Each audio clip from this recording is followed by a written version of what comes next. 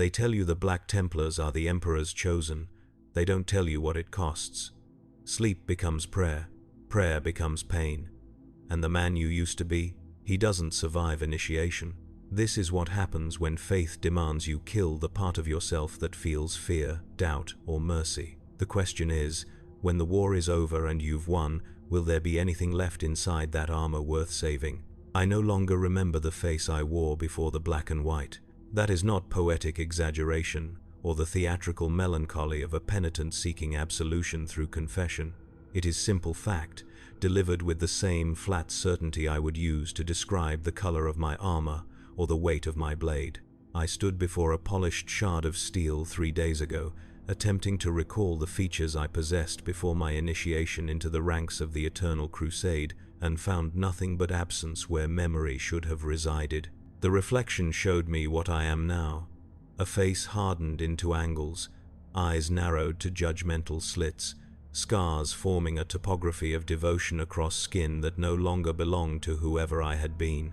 Brother Templar Roderick Vane, they call me. The name feels borrowed, a title pinned to something that has replaced rather than evolved from my former self. I accepted it anyway, because acceptance is obedience, and obedience is all that remains when everything else has been methodically stripped away. The oath unbroken is a cathedral that moves through the void. Its corridors stretch for kilometers in every direction, vast avenues of stone and iron, where the architecture itself becomes a sermon. Gothic arches soar overhead, their ribbed vaults disappearing into shadows that electric lumens cannot fully dispel.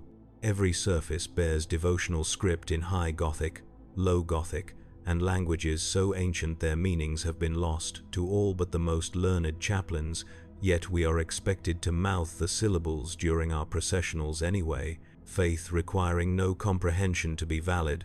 The air tastes of incense and recycled breath, metallic undertones mixing with the perpetual smell of weapon oil and the faint copper scent that never quite leaves spaces where warriors gather. Servitors drift through the halls on appointed routes, their augmented bodies fused with sacred machinery, mumbling binary prayers that blend with the ever-present thrum of plasma drives. I walk these corridors 16 hours of every day, and sleep is a luxury parceled out in 2-hour increments, less a period of rest than a mandatory cessation of consciousness before the cycle begins again. Prayer is not optional, and it is not brief. The first vigil begins at what would be dawn if such a concept held meaning in the endless night of void travel. We gather in the chapel of the Unyielding Vow, a chamber large enough to hold 3,000 armored bodies, yet somehow still feeling cramped when filled with the Brotherhood. The chaplain's voice echoes from vaulted heights, leading us through the litany of hate, and we respond in perfect unison, our voices merging into a single instrument of devotion. The words are familiar now, burned into neural pathways through repetition until they emerge without conscious thought. We hate the witch, we hate the mutant, we hate the heretic, we hate the Xenos, we hate weakness, we hate doubt, we hate ourselves when we falter. The litany continues for 2 hours without pause. My knees ache against the stone floor, sweat gathers beneath my robes despite the chill that pervades every corner of the ship. Others show no sign of discomfort, their faces set in expressions of rapturous concentration, and so I force my own features into similar configuration, knowing that any visible weakness invites correction. Correction comes in many forms aboard the Oath Unbroken. Sometimes it is verbal, a sword brother noting insufficient zeal in your recitations and demanding you repeat the offending prayer 100 times while the others proceed to the next devotion. Sometimes it is physical, the penitent flagellation that follows any lapse in discipline, the whip's kiss across your back, a reminder that pain is the currency through which we purchase purity. Sometimes it is isolation, hours spent alone in a meditation cell with nothing but your failures and the Emperor's silent judgment, the absence of brotherhood, a torment far worse than any blow. I have experienced all 3 forms in my first month aboard this vessel. The scars have begun to form, thin white lines crisscrossing my shoulders and upper back, a map of my inadequacies etched in scar tissue.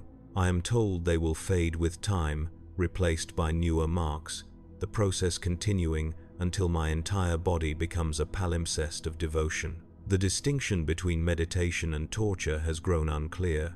We are led to the contemplation chambers after the morning prayers. Space is barely large enough to contain a standing human form, lit by a single flickering candle that provides just enough illumination to see the icon of the God Emperor bolted to the opposite wall. The chamber door closes. The silence that follows is absolute, broken only by your own breathing and the distant vibration of the ship's engines transmitted through the hull. You are meant to contemplate your unworthiness, to catalogue every impure thought that has crossed your mind since your last confession, to hold each sin up to the Emperor's light and see yourself as you truly are, flawed, insufficient, saved only by His grace and your willingness to obliterate every part of yourself that might disappoint Him. Hours pass, the candle burns lower. Your legs begin to shake from standing so long in one position, but sitting would be surrender, and surrender is unthinkable. Some initiates emerge from these sessions with tears streaming down their faces, overwhelmed by visions of their own inadequacy. Others come out silent and cold, having successfully murdered another piece of their humanity. I learned quickly that questions are heresies waiting to be born. During my second week aboard the Oath Unbroken, I made the mistake of asking Sword Brother Kale why we devoted so many hours to prayer when we might use that time to train for the battles ahead. His response was immediate and merciless, a backhand that split my lip, followed by a command to prostrate myself before the nearest shrine and beg the Emperor's forgiveness for my arrogance. I complied, pressing my forehead to the cold deck plates, tasting blood on my tongue while Kale recited the Catechism of Humility above me. The other initiates watched without expression, learning the same lesson through my punishment. When Kale finally permitted me to rise, he explained in a voice devoid of anger that training prepares the body, but prayer prepares the soul, and a warrior with an impure soul is already lost, regardless of his martial skill. He did not explain how one might distinguish between a question born of genuine desire for understanding and one that harbored the seeds of doubt. I suspect the distinction does not exist in the doctrine of the Black Templars, that all questioning is inherently suspect, that absolute certainty is the only acceptable state of mind. The ship's bells mark time in increments of devotion rather than hours. 7 times each day, the great bronze bells in the central nave ring out, their tones reverberating through the hull, calling us to different forms of worship. The bell of dawn hatred summons us to renew our oaths of enmity against the enemies of mankind. The bell of martial purity signals weapons training, where we practice the holy art of slaughter under the watchful eyes of our superiors. The bell of confession brings us to the chaplain's alcoves, where we kneel in darkness and whisper our sins through ornate grills, hearing in return either absolution or the command to perform penance. Each bell becomes a Pavlovian trigger, my body responding before my mind fully processes the sound, muscle memory developing around the rhythms of faith. I have ceased thinking in terms of morning or evening, hunger or fatigue. There is only the next bell, the next duty, the next opportunity to prove myself worthy of the armor I do not yet possess. Food is fuel, and fuel is rationed according to spiritual merit. The refectory is a long hall lined with wooden tables worn smooth by centuries of use, the walls decorated with murals depicting the Emperor's ascension and the Primarch's triumphs. We eat in silence, forbidden from conversing while taking sustenance. The only sounds the scrape of utensils against metal plates and the quiet footsteps of servitors delivering rations. The meal itself is nutritionally optimized, but deliberately unpleasant. A gray paste that tastes of minerals and processing, supplemented by hard biscuits that require significant effort to chew and water that carries a faint metallic tang. Those who have distinguished themselves through exceptional devotion receive slightly larger portions. Those who have faltered eat less. The message is clear. Even the basic necessities of survival are privileges granted by the Emperor through the mediation of our superiors, not rights we can claim by virtue of existing. I have learned to eat quickly and without complaint, to empty my plate regardless of my body's protests, to view hunger as another form of penitent suffering. Sleep comes in fragments, and dreams are suspect. The dormitory contains rows of narrow cots arranged with military precision, each separated by exactly 1 meter of space, no privacy permitted and none desired. We sleep in our robes, forbidden from undressing fully even in rest, the fabric rough against skin that has grown sensitized through constant exposure to discomfort. The lights never fully extinguish, dimming to a twilight glow that allows the night watch to observe us for any signs of corruption or weakness. I have learned to fall asleep instantly when given the opportunity, a skill born of desperation rather than discipline. My body surrendering to unconsciousness the moment horizontal surface becomes available. Dreams still come, unbidden and unwelcome, fragments of memories that feel like they belong to someone else. A woman's laugh, sunlight on water, the taste of fruit I cannot name. I wake from these visions in cold sweat, terrified that someone might have heard me murmur something incriminating in my sleep, scanning the darkness for any sign that my subconscious has betrayed me. The training cages are where theory becomes practice. They occupy an entire deck of the ship, vast chambers where we learn to kill with every weapon the Imperium has sanctified for our use. Chainswords roar as we practice the 17 sacred forms of close combat, the blades' teeth screaming as they bite into combat, servitors reprogrammed to fight back with lethal intent. Bolt pistols thunder in the firing ranges, their explosive rounds punching fist-sized craters in reinforced targets, the recoil traveling up your arm like the Emperor's own wrath made kinetic. Combat knives flash in close-quarters drills, the movements becoming meditative in their precision, each strike a prayer offered through violence. The instructors are sword brothers who have survived decades of crusading, their bodies collections of scars and augmetics, their voices harsh with criticism that never softens into praise. Good performance earns silence, excellence earns a curt nod, failure earns correction, the form it takes depending on the severity of your inadequacy. I killed my first servitor on my 19th day aboard.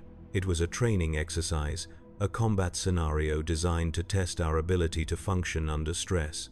The servitor had been programmed with the attack patterns of an orc warrior, its augmented strength allowing it to swing a massive cleaver with bone-crushing force. We faced them in pairs, armed only with training blades and our faith.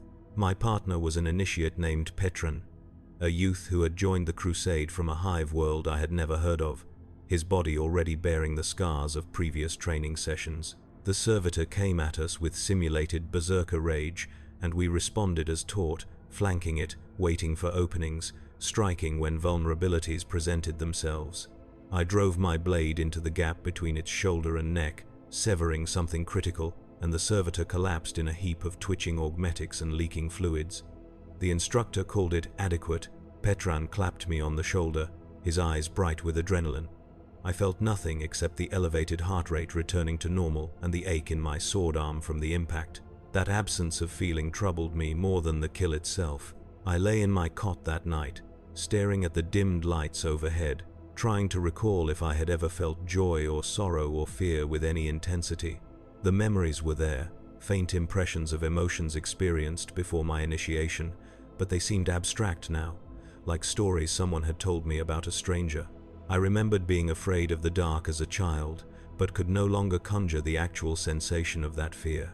I remembered laughing at something, but the memory contained no echo of genuine mirth. It was as if those emotional responses had been surgically extracted, leaving only the factual recollection that they had once existed. I wondered if this was intentional, if the endless prayers and meditations and flagellations were designed not just to strengthen faith, but to systematically dismantle the self until nothing remained but a weapon shaped like a man. The realization should have horrified me. Instead, it arrived with the same emotional neutrality that colored everything else, an observation noted and filed away without the appropriate response that should have accompanied it. I was becoming something other than human, and I could not summon the will to resist because resistance required caring about what was being lost, and caring was precisely the capacity being eroded. The paradox formed a perfect trap. By the time you noticed what was happening, you had already lost the ability to object to it meaningfully. I turned my face to the wall and waited for sleep, knowing that tomorrow would bring the same rituals, the same prayers, the same gradual dissolution of whatever Roderick Vane had been before the black and white claimed him. The chaplains watch us with eyes that never blink.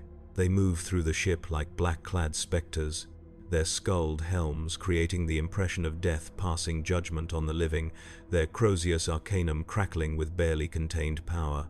Chaplain Grimaldus, who serves as our primary spiritual overseer, conducts weekly examinations where he probes our faith with questions designed to expose any hairline fractures in our certainty. He asks why we hate, and we must answer with specific enumeration of enemies and their corruptions. He asks what we would sacrifice for the Emperor, and the only acceptable answer is everything, including our lives, our souls, our very capacity for independent thought.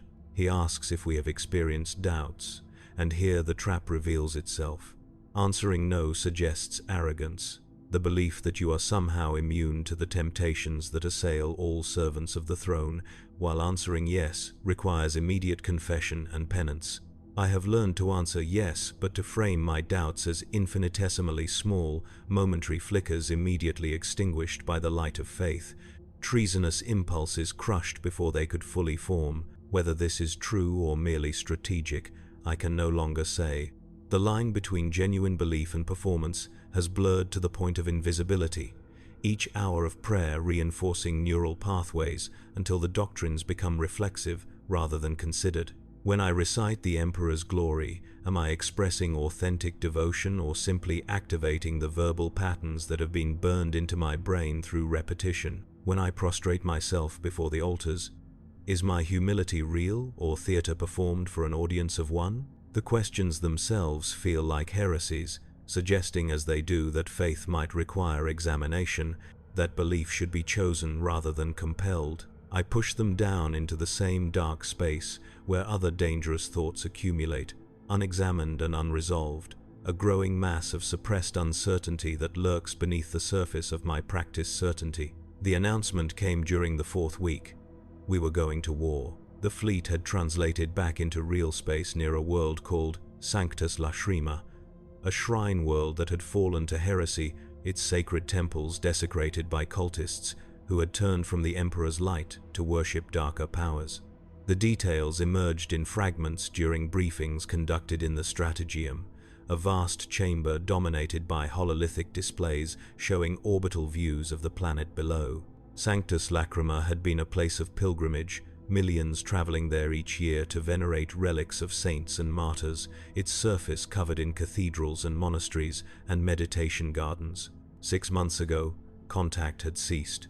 Investigation revealed the planet's corruption, its population either slaughtered or converted, its holy places transformed into altars of blasphemy.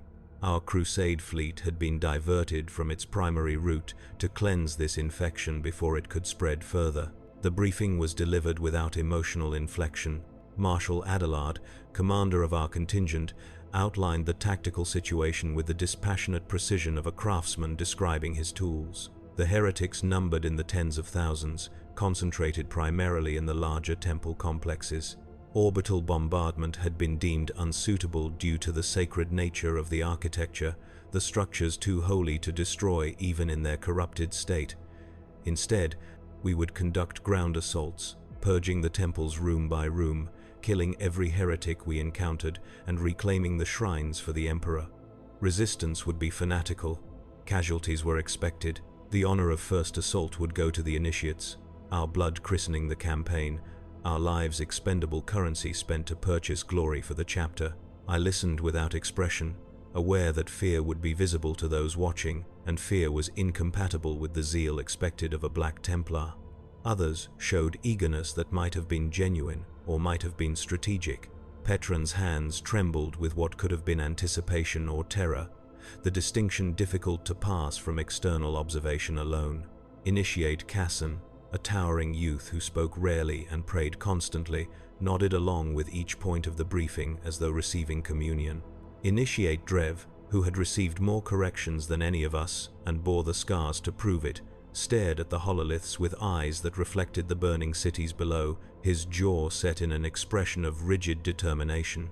We were 200 initiates preparing for our baptism in fire, none of us yet worthy of power armor. equipped instead with carapace plate and faith, our weapons blessed, but our bodies fragile. The statistics suggested that half of us would not survive the campaign. The doctrine suggested that our survival was irrelevant compared to our devotion. The weapons we received were relics of previous crusades.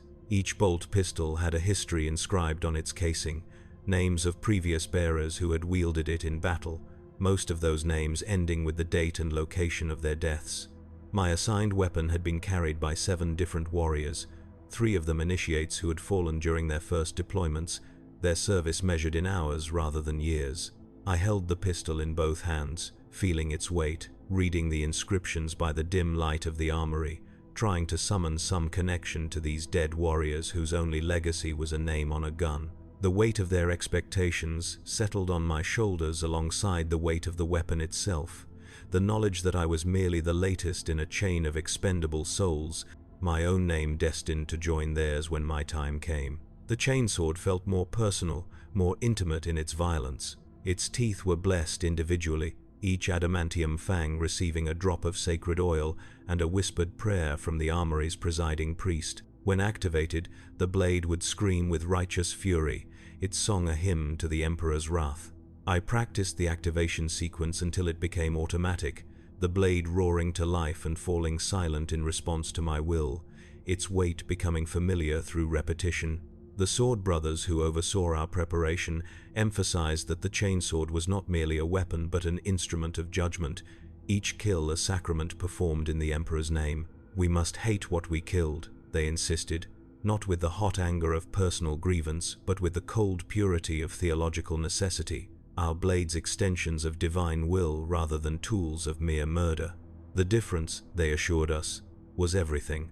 I tried to understand the distinction, to grasp how hatred could be simultaneously cold and pure, how one might kill without rage yet still with sufficient fervor to qualify as righteous. The theology seemed paradoxical, demanding intense emotion while forbidding the loss of control that intense emotion typically produced. We were to be passionate without passion, furious without fury, devoted to slaughter while maintaining the discipline of monks. The contradiction never resolved itself, remaining instead as another question I could not ask, another doubt I pushed down into that growing darkness where all my uncertainties festered. The drop pods were coffins that fell screaming from the sky. We packed ourselves into their narrow interiors, 20 initiates per pod, standing in harnesses that would barely protect us from the violence of atmospheric entry and impact. The interior walls were inscribed with prayers, the words glowing faintly in the darkness, providing the only illumination once the hatches sealed. The air grew hot and thin as the pod detached from the ship, gravity asserting itself, the restraints biting into my shoulders as we plummeted toward Sanctus Lacrima. Around me, my brothers recited the litany of descent, their voices merging into a single chant that competed with the shriek of tortured metal and superheated air. I joined them, mouthing words that required no conscious thought, the prayer serving as distraction from the knowledge that we were essentially unarmored humans hurtling toward a surface at terminal velocity in a container that might or might not survive the landing. The impact drove the breath from my lungs. Retro thrusters fired at the last possible moment, slowing our descent just enough to prevent the pod from becoming a crater and our bodies from becoming paste. We hit hard anyway, the shock traveling up through my legs and spine, teeth clicking together hard enough to draw blood. The harnesses released automatically. The hatches blew outward in clouds of explosive bolts and smoke. Light and sound flooded in. The grey sky of Sanctus Lacrima, the smell of ash and burning promethium, the crack of gunfire and the screams of the dying. We poured out of the pod into a courtyard surrounded by Gothic architecture, our boots hitting stone that had been worn smooth by centuries of pilgrims' feet, and the enemy was already upon us. Heretics emerged from doorways and windows like insects from disturbed nests. They wore the ragged remains of pilgrim robes, their faces painted with obscene symbols, their mouths open in wordless shrieks of hatred. Some carried crude weapons, clubs and knives and sharpened stakes. Others wielded autoguns looted from the shrine's security forces, their shots wild but numerous enough to be dangerous. They came at us in a wave of bodies and bullets, and we met them with blade and bolt. Our training overriding the fear that should have paralyzed us, I fired my pistol into the mass of charging heretics, each shot a small explosion of gore and bone, the recoil of familiar violence in my hands. Beside me, Petran activated his chainsword and waded into the melee, the blade's teeth chewing through flesh with wet enthusiasm. The battle became a series of disconnected moments rather than a coherent narrative, a heretic's face exploding as my bolt punched through his skull, the spray of arterial blood as my chainsword opened another throat, the impact of an autogun round against my carapace, the armor holding but the force bruising ribs beneath, the screaming, constant and overlapping, impossible to distinguish whether it came from enemies or brothers or my own throat. The smell of opened bodies and burning incense mixing into a nauseating cocktail that coated the back of my tongue. Somewhere to my left, an initiate went down under a pile of heretics, his screams cutting off abruptly. Somewhere to my right, Sword Brother Kale roared the litany of hate while his power fist pulverized corrupted flesh. The courtyard became a slaughterhouse, blood turning the ancient stones slick, bodies piling up faster than they could fall, and through it all, I felt nothing but focused clarity. This should have disturbed me more than it did, this absence of the terror or exhilaration that combat supposedly inspired. But in the moment, there was only the next target, the next threat, the next opportunity to prove myself worthy through violence. My movements were precise, economical, each strike calculated for maximum efficiency. I was not consumed by bloodlust or rage. I was simply executing a task, performing a duty, my body moving through the mechanics of slaughter with the same methodical dedication I brought to prayer. The heretics died beneath my blade, and I noted their deaths with the same emotional investment I might give to counting inventory. The thought arrived unbidden. I have become a machine shaped like a man. The courtyard fell silent except for the moans of the dying and the low rumble of idling chainswords. We had won, if such a term could be applied to mutual butchery, where our victory was measured by slightly fewer dead among our own ranks than theirs. I counted the initiates still standing, 15 of our original 20, 3 of the 5 losses occurring in the first moments of contact, the other 2 somewhere during the chaotic melee. Their bodies lay crumpled among the heretics, indistinguishable in death from the enemy except for the color of their carapace. No one moved to retrieve them. No one spoke prayers over their corpses. We reloaded our weapons and advanced into the temple, leaving our dead where they had fallen. The temple interior was a cathedral of desecration.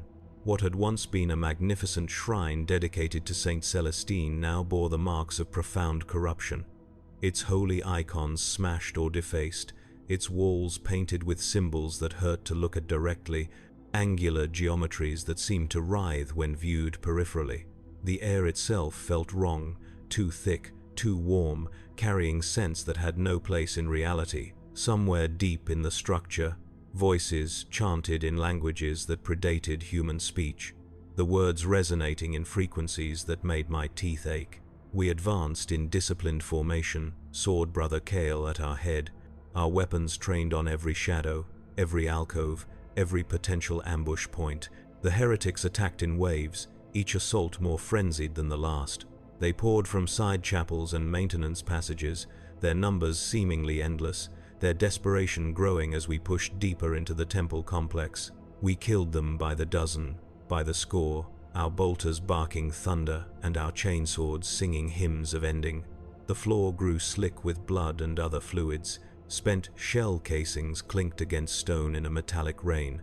The air grew hazy with gun smoke and the steam rising from opened bodies. My armor was painted red to the elbows, my face spattered with matter I refused to identify. I had stopped counting my kills after the first hour, the numbers becoming meaningless, each death blending into the next until they formed a single continuous act of violence stretched across time. In the heart of the temple, we found the source of the corruption. A chamber that had once housed the saint's reliquary now contained an altar built from shattered statues and human bones, its surface dark with old blood, its base surrounded by the kneeling forms of cultists deep in prayer. At the altar's center stood a robed figure whose face was hidden beneath a mask fashioned from hammered gold, the features twisted into an expression of ecstatic agony. This was the cult's leader, the heresiarch who had turned an entire world from the Emperor's light. Kale raised his bolt pistol without ceremony and fired, the explosive round crossing the distance in a fraction of a second. The heresiarch raised one hand, and the bolt stopped in midair. It hung suspended between us, rotating slowly, the explosive warhead clearly visible, physics itself subverted by some unseen power. The masked figure's laughter echoed through the chamber, a sound that seemed to come from multiple throats simultaneously. Around the altar, the cultists raised their heads, and I saw that their eyes had been replaced by smaller mouths, tiny orifices that opened and closed in rhythms synchronized with the heresiarch's laughter. Kale roared a prayer and charged forward, his power fist crackling with energy. The rest of us followed, faith overriding the horror of what we witnessed. The battle that followed defied rational description.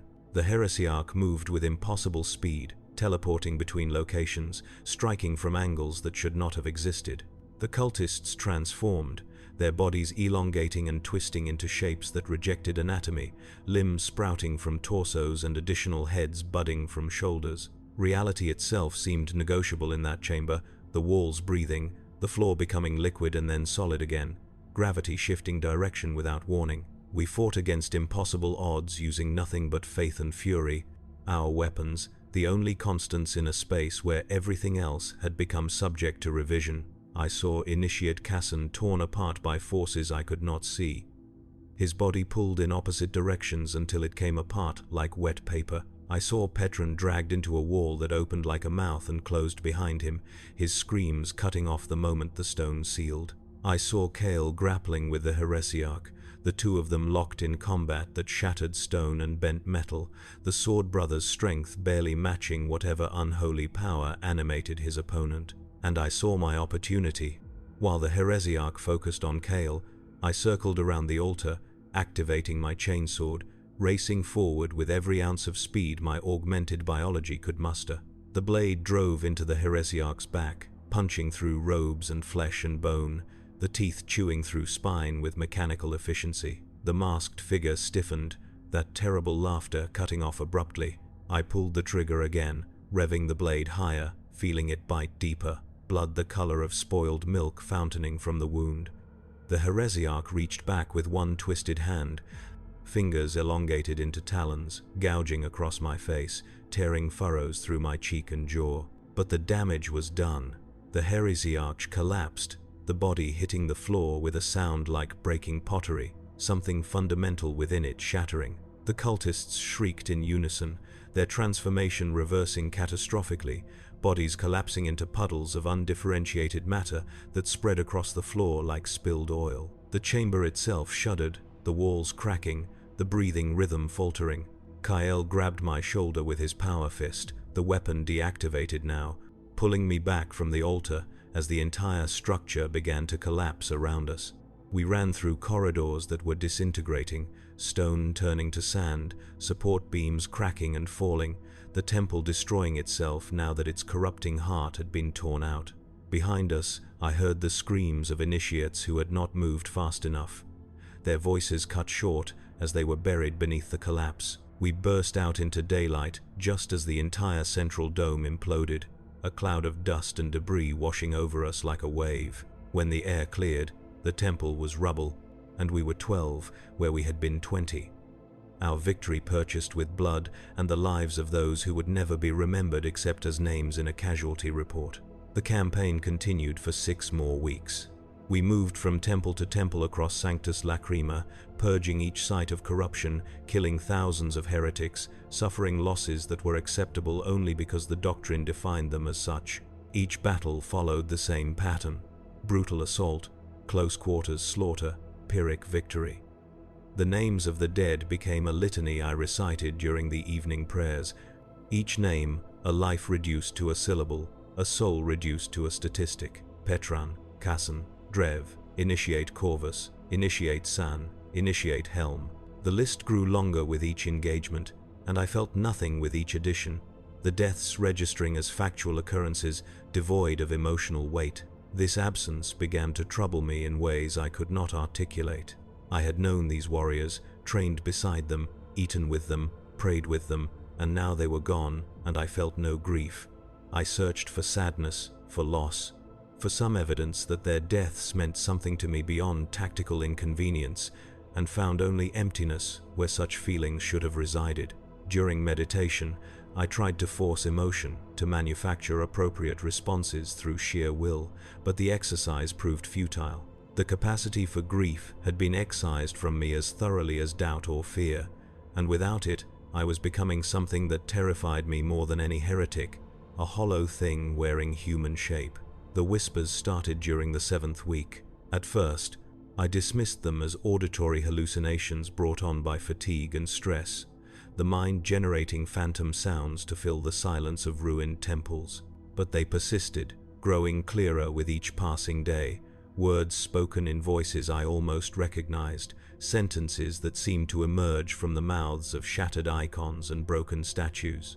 They spoke of doubt, of questions I had suppressed, of the parts of myself I had murdered in pursuit of purity. They asked if I was certain the Emperor demanded such sacrifice, if faith required the annihilation of everything that made me human, if perhaps the Black Templars had mistaken zealotry for devotion. I tried to ignore them, to drown them out with prayer, but they adapted. The whispers learned to speak between the words of my litanies, inserting themselves into the gaps and pauses, a counterpoint to the official doctrine that corrupted every devotion I attempted. I would recite the litany of hate, and the whispers would ask what I was actually hating, whether it was the enemy or myself, the heretic or the man I used to be. I would meditate on purity, and the whispers would note that purity achieved through destruction was just another form of corruption, the soul razed to bedrock and left barren. I would contemplate the Emperor's glory, and the whispers would wonder if glory purchased with the extinction of self was worth the price. Each whisper felt like treason blooming in my mind. I knew, intellectually, that this was corruption, that the heretical taint we had been purging from the temples was now attempting to infiltrate my thoughts, to turn me against my brothers and my faith. I knew the proper response was immediate confession, prostration before the chaplain, penance performed until the doubts had been scoured clean. But I also knew, with terrible certainty, that confession would not silence the whispers, because the whispers were not external corruption but internal truth, my own suppressed thoughts given voice through the medium of fatigue and trauma. The realization was paralyzing. If the whispers were mine, then I was already corrupted, my faith already compromised, my purity already lost. If the whispers were mine, then confession would not save me but condemn me, marking me as unfit for the brotherhood, a weapon too flawed to be trusted. If the whispers were mine, then I had two choices: hide the corruption and hope it did not spread, or embrace it and see where it led. The third option, of course, was to excise the corrupted part of myself.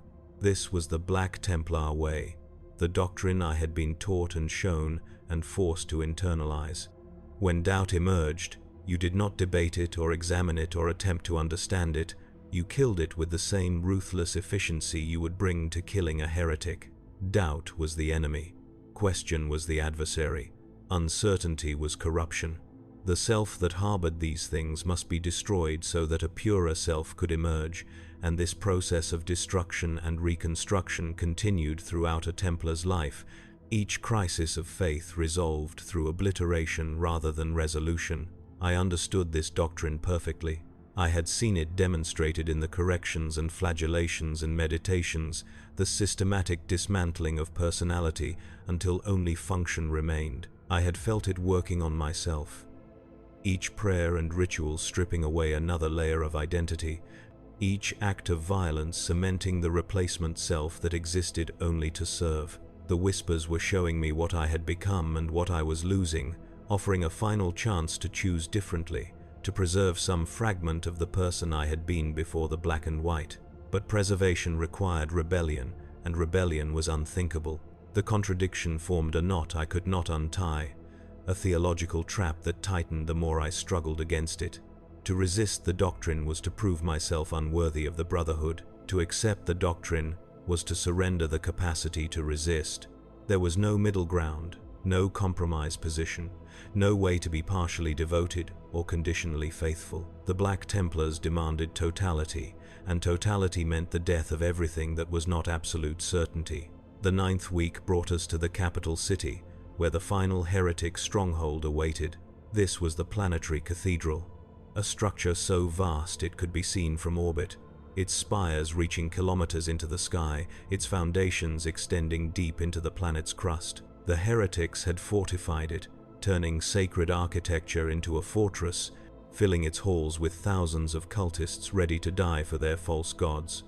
Our orders were simple: assault the cathedral, fight to its heart, destroy the corruption at its source. Casualties were irrelevant, speed was irrelevant. Only purity mattered, the reclamation of holy ground from blasphemous occupation. We assembled in the ruins of a pilgrim's plaza, what remained of our strike force gathering for final briefing. Of the 200 initiates who had descended in the first wave, 43 survived. The rest were dead or too wounded to fight. Their bodies returned to the oath unbroken for whatever funeral rites were deemed appropriate. I stood among the survivors, my armor scarred and dented, my weapons worn from constant use, my body carrying injuries that had healed poorly or not at all. Around me, brothers I barely recognized anymore, their faces hardened into expressions of permanent fury, their eyes reflecting nothing but the readiness for violence. Sword Brother Kale addressed us without preamble. He spoke of honor and duty and the Emperor's will, his words the same ones we had heard before every engagement, their familiarity transforming them into ritual rather than inspiration. We would storm the cathedral at dawn. We would purge every level, every chamber, every hidden passage. We would show no mercy because mercy was weakness, and weakness was corruption.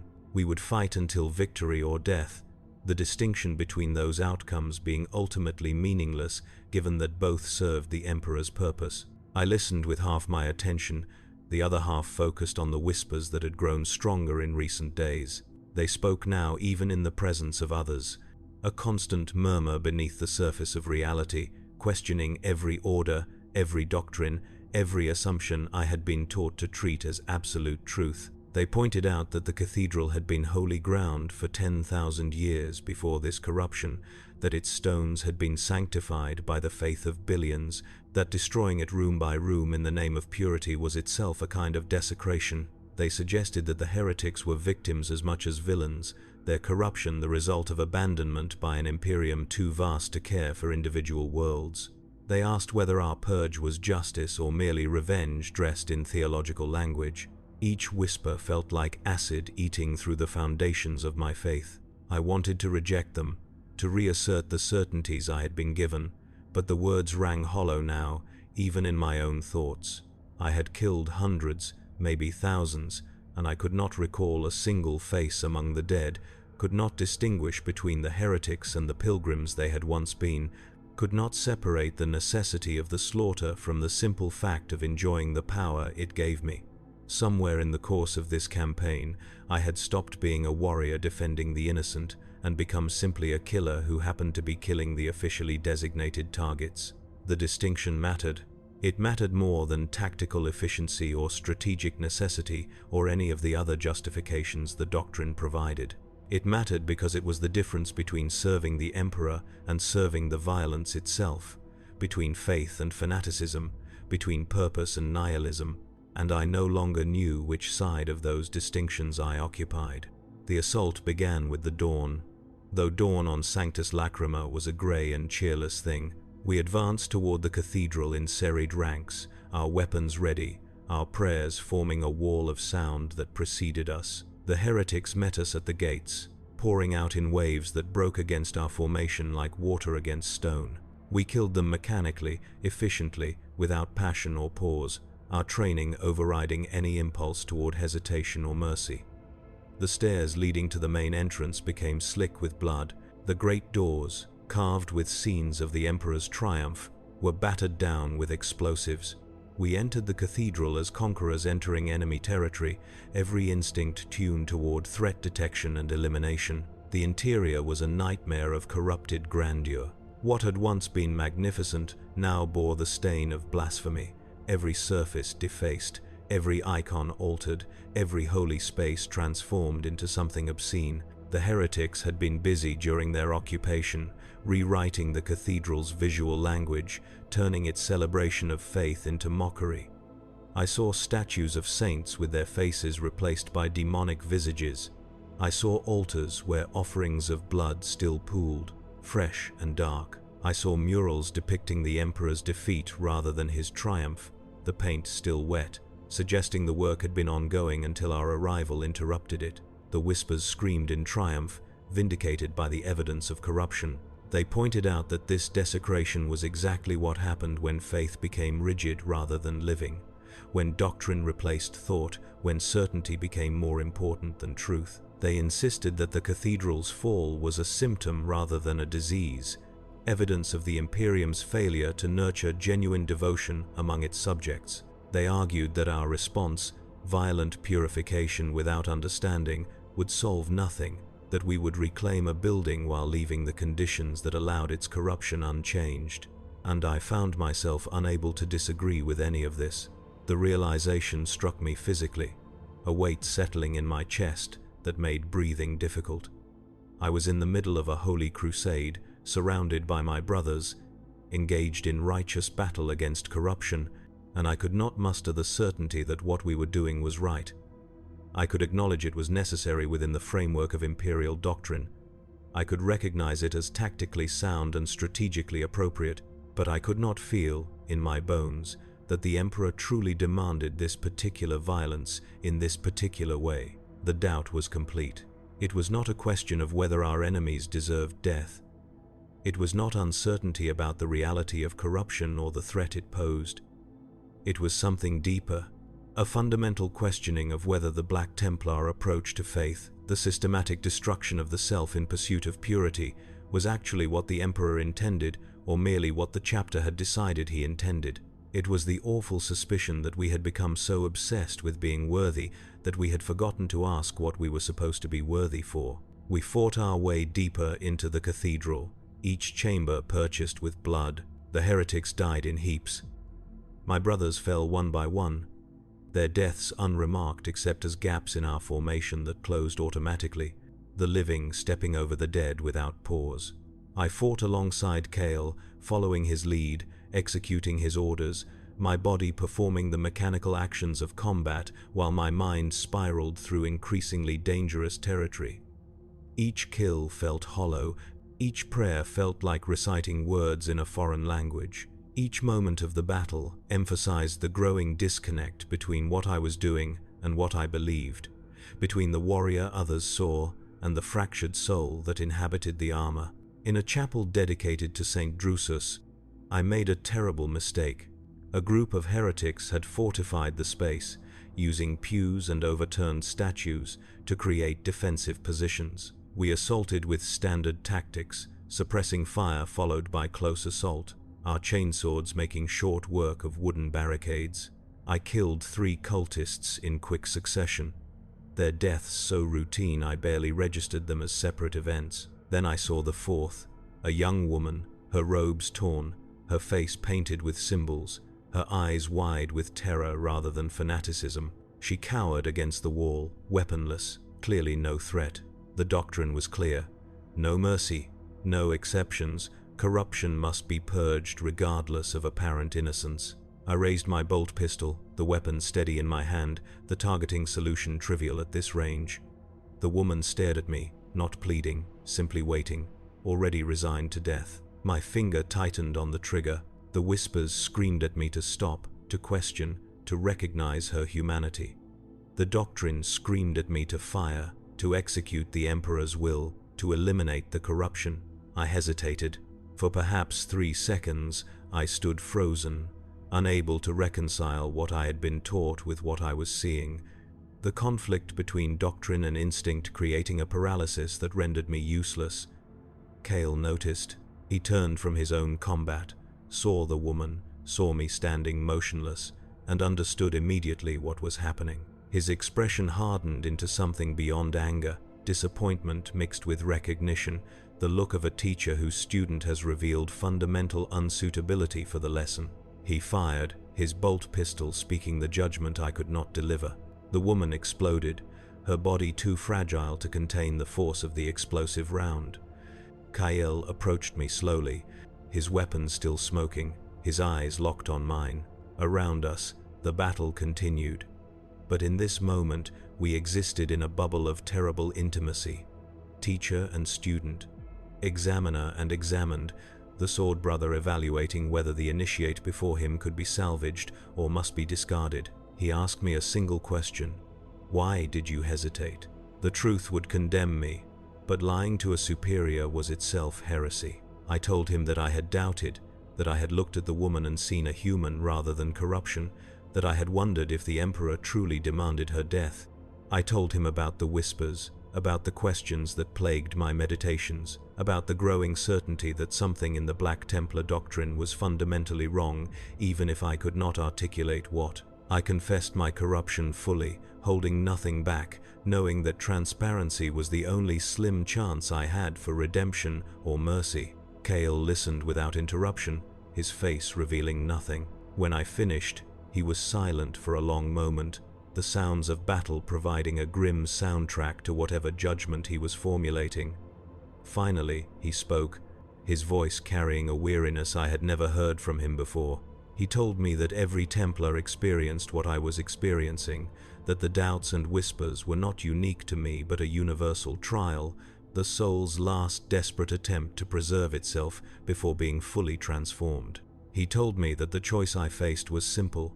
I could cling to these doubts and become corrupted, my wavering faith eventually turning me into the very heresy I was meant to oppose, or I could do what every successful Templar had done before me and kill the part of myself that doubted, not suppress it, not overcome it, kill it. He explained that the Black Templar path was not about becoming stronger in your faith but about becoming the faith itself. The individual dissolved completely into the doctrine, the self extinguished, so that only the emperors will remain. He told me that the man I used to be, the Roderick Vane who could feel grief and ask questions and hesitate before pulling triggers, was already dead, had died the moment I took my oaths, and that I was merely witnessing the corpse's final spasms of autonomy. He said that my choice was whether to accept this death and be reborn as a true Templar, or to reject it and prove myself unworthy of the chapter.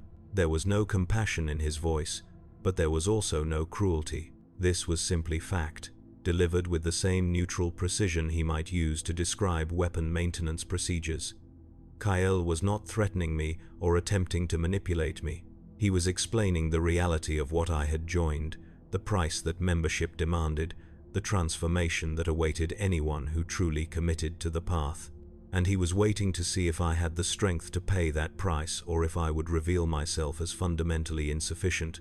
I asked him if there was truly no alternative, no middle path between absolute certainty and utter corruption. He answered that the question itself proved I did not understand, that faith was not a spectrum but a binary, that you either served the Emperor with every fiber of your being or you served the enemy regardless of your intentions. He told me that the universe was engaged in an eternal war between order and chaos, that there was no neutral ground, that hesitation and doubt were not harmless philosophical positions, but active contributions to humanity's destruction. He insisted that the Black Templars' approach was not cruelty but necessity, not fanaticism but the only rational response to a cosmos that offered no quarter to the weak or uncertain. And then he gave me my final test. He pointed to a doorway across the chapel, beyond which we could hear the sounds of heretics preparing a defense. He told me to go through that door, to kill every enemy I found there, and to do it without hesitation, without question, without the whispers being able to slow my hand even for a moment. He said that if I could do this, could demonstrate absolute commitment through action, then I might yet be salvaged. But if I hesitated again, if I allowed doubt to interfere with duty, then I would prove myself too corrupted to continue, and he would be forced to purge me alongside the heretics. The ultimatum was clear: kill the doubt or be killed as doubt's victim. I looked at the doorway, feeling the weight of every choice that had led me to this moment, every prayer recited and punishment endured and act of violence committed.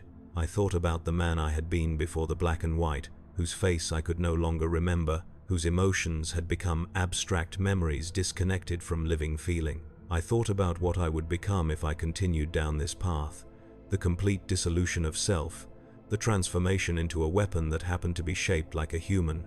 I thought about the alternative, death, or worse than death, whatever fate the chapter reserved for those whose faith proved insufficient.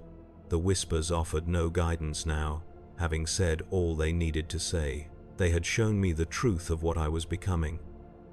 They had illuminated the cost of absolute certainty. They had offered a choice, even if both options led to kinds of death. Now they fell silent, leaving me alone with the decision, the selection between two endings, neither of which preserved the person making the choice. I activated my chainsword and walked through the doorway. The chamber beyond held perhaps 20 heretics, armed and waiting, their corrupted faces twisted into expressions of defiant hatred. I did not pause. I did not analyze. I did not allow any space between perception and action where doubt might insert itself. I simply killed, moving through them like a scythe through wheat, the chainsword screaming its hymn while my bolt pistol barked counterpoint. Bodies fell, blood sprayed, screams echoed and died. I felt nothing except the rhythms of combat, the familiar patterns of strike and dodge and strike again, my training overriding everything else, reducing me to pure function. When the last heretic collapsed, I stood in silence among the dead.